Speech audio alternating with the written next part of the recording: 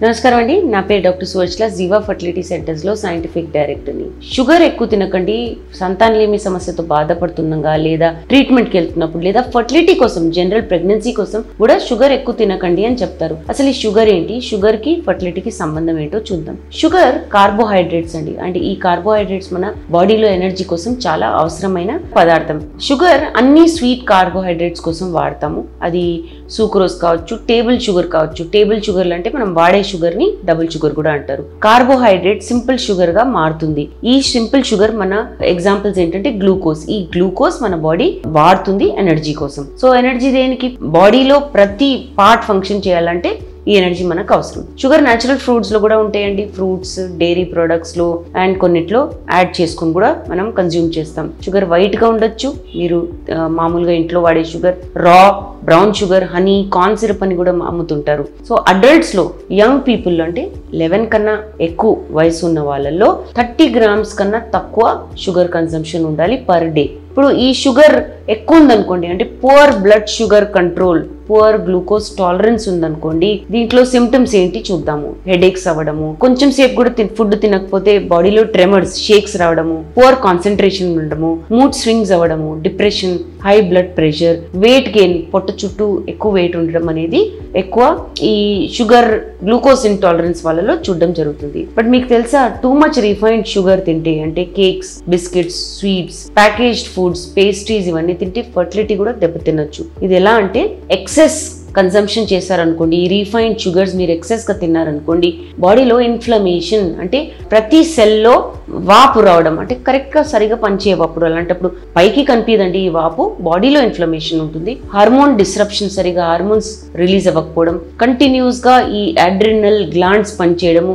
నేను చెప్తాను adrenal glands ఏంటో.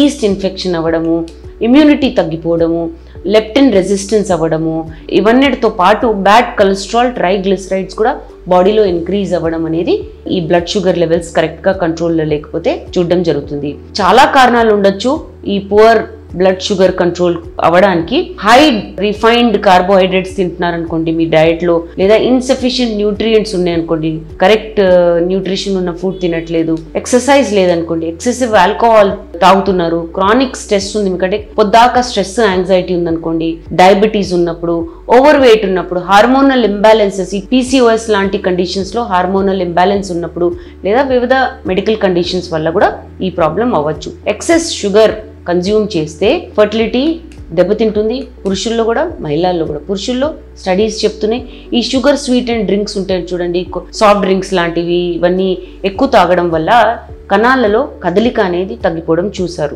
Healthy young men caffeinated drinks తాగారనుకోండి, అంటే కాఫీ ఎక్కువ తాగడము, లేదా సాఫ్ట్ డ్రింక్స్ ఎక్కువ కన్జ్యూమ్ చేశారనుకోండి, అలాంటప్పుడు కూడా సంతానలేమి సమస్యతో బాధపడచ్చు అని స్టడీస్ చెప్తున్నాయి. సో షుగర్ ఎలా ఎఫెక్ట్ చేస్తుంది ఈ ఫర్టిలిటీ అనేది మనం చూద్దాం. ఇప్పుడు షుగర్ ఫర్టిలిటీ ఎలా ఎఫెక్ట్ చేస్తుందంటే, మొదట్లో చెప్పినట్టు హార్మోనల్ ఇంబ్యాలెన్స్ కి ఒక పెద్ద కారణం కావచ్చు. హార్మోన్స్ సరిగా పనిచేయాలంటే వివిధ పార్ట్స్ ఆర్కెస్ట్రా లాగా పనిచేస్తాయి. అంటే వేరియస్ మ్యూజిక్ పార్ట్స్ ఎలా పనిచేస్తాయో ఆర్కెస్ట్రాలో, అలాగా ఈ పార్ట్స్ అన్ని పనిచేస్తే మన హార్మోనల్ బ్యాలెన్స్ ఉంటుంది. ఈ రిఫైన్డ్ కార్బోహైడ్రేట్స్, ఈ షుగర్స్ మీరు ఎక్కువ కన్జ్యూమ్ చేస్తే బ్లడ్ షుగర్ లెవెల్స్ ఇంక్రీజ్ అవుతాయి, పడతా ఉంటాయి.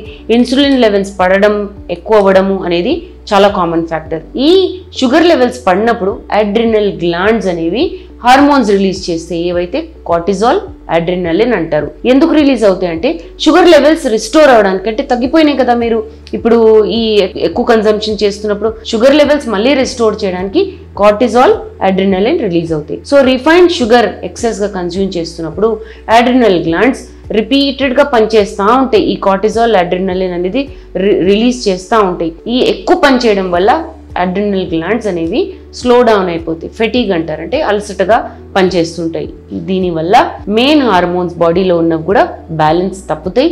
దీనివల్ల ఫర్టిలిటీ హార్మోన్స్ కూడా దెబ్బతిండడం, ఇంబ్యాలెన్స్గా ఉండడం అనేది జరుగుతుంది పురుషుల్లో, మహిళల్లో. సో ఈ రిఫైన్డ్ షుగరీ ఫుడ్స్ మీరు ఎక్కువ ఓవర్ పీరియడ్ ఆఫ్ టైం చాలా ఎక్కువ తిన్నారనుకోండి, ఈ ఇన్సులిన్ అనేది ప్యాన్క్రియాస్ నుంచి రిలీజ్ అవుతున్నప్పుడు ఎఫెక్ట్ అవుతుంది.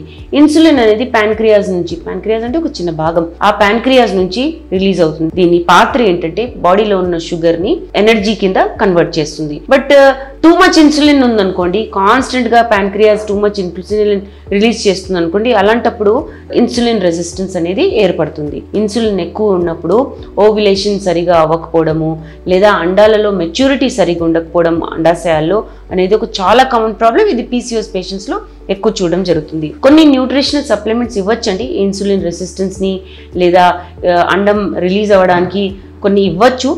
ఎలాగంటే ఒక న్యూట్రియంట్ ఉంటుంది మయో ఐనోసిటాల్ అని, ఇవి ఇస్తే ఇన్సులిన్ రెసిస్టెన్స్ తగ్గడము, ఓవ్యులేషన్ అనేది మళ్ళీ కరెక్ట్ అవ్వడం అనేది PCOS పేషెంట్స్లో చూస్తారు.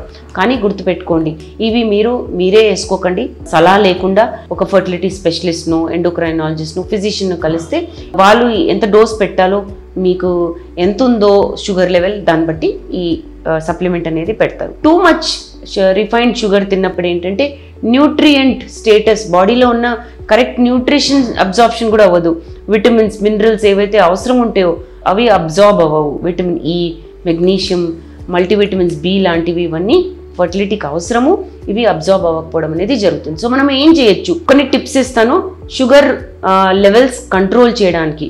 ఫుడ్లో మీరు ఈ షుగర్స్ కన్జ్యూమ్ చేస్తున్నప్పుడు, కార్బోహైడ్రేట్స్ తింటున్నప్పుడు ప్రోటీన్స్ కూడా ఇంక్లూడ్ చేయండి. ప్రోటీన్స్ ఇంక్లూడ్ చేస్తే ఏంటంటే ఈ షుగర్ కార్బోహైడ్రేట్లో ఏదైతే తిన్నారో మీరు, అది స్లోగా రిలీజ్ అవుతుంది, షుగర్ స్పైక్ అనేది వెంటనే అవ్వదు. హెల్దీ ఫ్యాట్స్ తినండి, అవోకాడోస్ అని దొరుకుతాయి, నట్స్, సీడ్స్, ఇవన్నీ తింటే ఏంటంటే అబ్జార్ప్షన్, షుగర్ అబ్జార్ప్షన్ అనేది స్లోగా జరుగుతుంది అనమాట. కాంప్లెక్స్ కార్బోహైడ్రేట్స్ తినండి, హోల్ గ్రెయిన్స్, ఫ్రూట్స్, వెజిటేబుల్స్, ఇవన్నీ తింటే డైజెషన్ టైం ఎక్కువ అవుతుంది, బ్లడ్ లో షుగర్ లెవెల్స్ అనేవి స్లోగా రైజ్ అవుతాయి. దీని గురించి ఇంకా వివరాల కోసం తప్పకుండా జీవా ఫర్టిలిటీ సెంటర్స్కి విచ్చేయండి. Thank you.